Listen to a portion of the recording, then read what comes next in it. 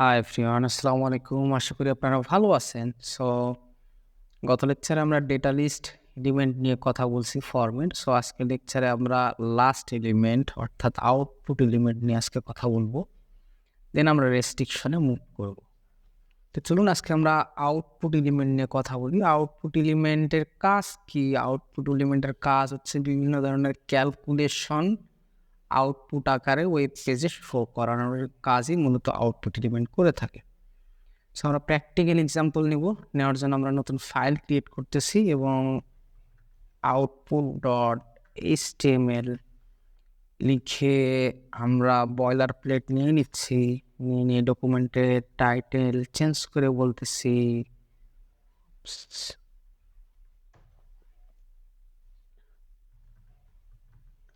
Output রাখতেছি। দেন আমরা বডির ভিতরে এসে ফর্ম নেব এবং ফর্মের ভিতরে আমরা কি করব, আমরা আউটপুট অর্থাৎ আউটপুট এলিমেন্টের কাজ আরেকবার যদি বলি, ক্যালকুলেশন, বিভিন্ন ধরনের আমরা ক্যালকুলেশন করি না।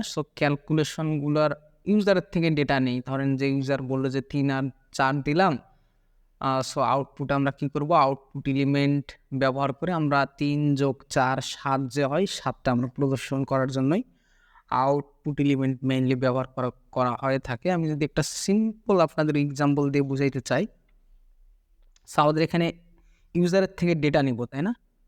ইউজারের থেকে কি নিব? ডেটা নিব। ইউজারের থেকে ডেটা নেওয়ার জন্য উপায় কি?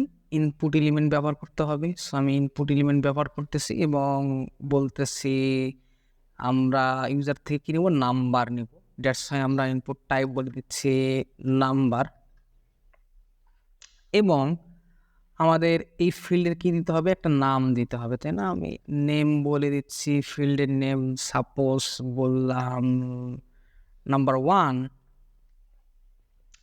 এবং আমরা কি করব, এখানে এরপরে একটা ধরেন যে যোগ করব, প্লাস সাইন দিলাম, দিয়ে আরেকটা ইনপুট আমরা নিচ্ছি। আরেকটা যদি ইনপুট এলিমেন্ট নেই, নিয়ে আমরা বলতেছি এরও নাম্বার নেব, 2টা নাম্বার আমরা যোগ করার ক্ষেত্রে। এখানেও আমরা নাম্বার নিয়ে নিচ্ছি, নিয়ে আমরা এই ফিল্ডের নেম দিয়ে দিচ্ছি নাম্বার 2, সংক্ষেপে নাম্বার 2 দিয়ে দিলাম। দিয়ে আমরা এখানে একটা ইকুয়াল সাইন দিব। দিলে কি হচ্ছে, মোটামুটি আমাদের প্রথমে একটা ইনপুট ফিল্ড তৈরি হবে, তাই না? ইনপুট ফিল্ড তৈরি হবে, দেন একটা প্লাস সাইন থাকে, দেন আরেকটা ইনপুট ফিল্ড তৈরি হবে। অর্থাৎ এই প্লাস সাইনের বাম পাশে একটা ইনপুট ফিল্ড থাকবে, ডান পাশে একটা ইনপুট ফিল্ড থাকবে। বাম পাশে ইউজার ধরেন যে নাম্বার 1 চাপলো, নাম্বার 1 যে কোনো কিছু চাপতে পারে, 10 15 5 7 20 যে কোনো কিছু নাম্বার দিতে পারে। দেন প্লাস সাইনের পর আরেকটা ইনপুট ফিল্ড থাকলো, সেই ইনপুট ফিল্ডে ইউজার নাম্বার 2 ইনপুট দিবে এবং ইকুয়াল সাইন দিয়ে আমরা কি করব, এখানে আমাদের আউটপুট এলিমেন্ট অর্থাৎ নাম্বার 1 এবং নাম্বার 2 যোগ করে ইকুয়াল সাইনের পর আমরা কি করব, আউটপুট এলিমেন্টের ইউজ করে বা ব্যবহার করে আমরা ইউজারকে আউটপুটটা দেখাবো। আউটপুট নিচ্ছি আমরা, নিয়ে কেন আসতেছি না? আমরা যদি আউটপুট ব্যাকস্ল্যাশ করি, আউটপুট চলে আসলো এবং আমরা আউটপুটের এখানে আউটপুটে একটা অ্যাট্রিবিউট ব্যবহার হয়, সেটা হচ্ছে নেম। আমরা এখানে নাম দিব, নাম দিলাম রেজাল্ট, অর্থাৎ আমরা বললাম কি রেজাল্ট আমরা প্রদর্শন করব ইকুয়াল সাইনের পর। আমরা যদি কোডটা একটু দেখি আসলে দেখতে কেমন দেখাচ্ছে। আমরা কি করলাম, বাম পাশে একটা নাম্বার ইনপুট ফিল্ড নিব ইউজারের কাছ থেকে ডেটা নেওয়ার জন্য, ইনপুট নেওয়ার জন্য প্লাস সাইন দিয়েছিলাম, তাই না? এই প্লাস সাইনের পর আপনারা চাইলে কোডটা 1 লাইনেও লিখতে পারেন। এইরকম করে যদি আপনারা চান যে 1 লাইনে লিখবেন, দ্যাটস ফাইন। বাট আমি ইন্ডেন্টেশনের জন্য কোডটা যেন দেখে রিডাররা বুঝতে পারে, আমি এইভাবে লিখতেছি। আপনারা চাইলে প্লাস সাইন পরের লাইনেও দিতে পারেন, যেহেতু ইনপুট এলিমেন্ট হচ্ছে ইনলাইন এলিমেন্ট, অর্থাৎ আমরা ইনলাইন এলিমেন্ট এবং ব্লক এলিমেন্ট নিয়ে আগেও কথা বলছি। নতুন করে আর কথা বলতেছি না, দ্যাটস ওয়াই পাশাপাশি থাকতেছে। এখন আমরা ইকুয়াল সাইনের পর আউটপুটটা আমরা এখানে প্রদর্শন করব। এইটা করার জন্য সাপোজ যদি ইউজার এখন এখানে ডেটা দেয়, যে ধরেন ডেটা দিচ্ছে কত ধরেন যে 16 দিল এবং এখানে 15 দিল, দিয়ে আসলে ইন্টার বাটন প্রেস করলো, বাট কোনো কিছুই কিন্তু আউটপুটে ইকুয়াল সাইন পর শো করতেছে না।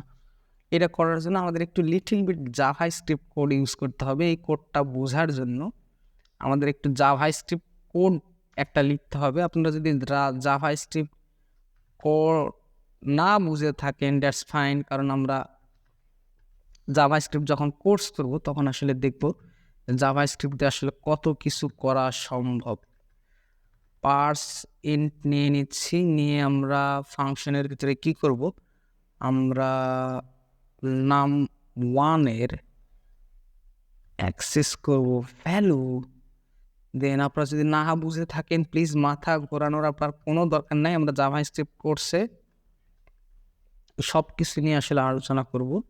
ইন দিয়ে যদি আমি এখন ফাংশন ব্যবহার করে আমি যদি ভ্যালু অ্যাক্সেস করতে চাই নাম 2 ডট ভ্যালু, দেন যদি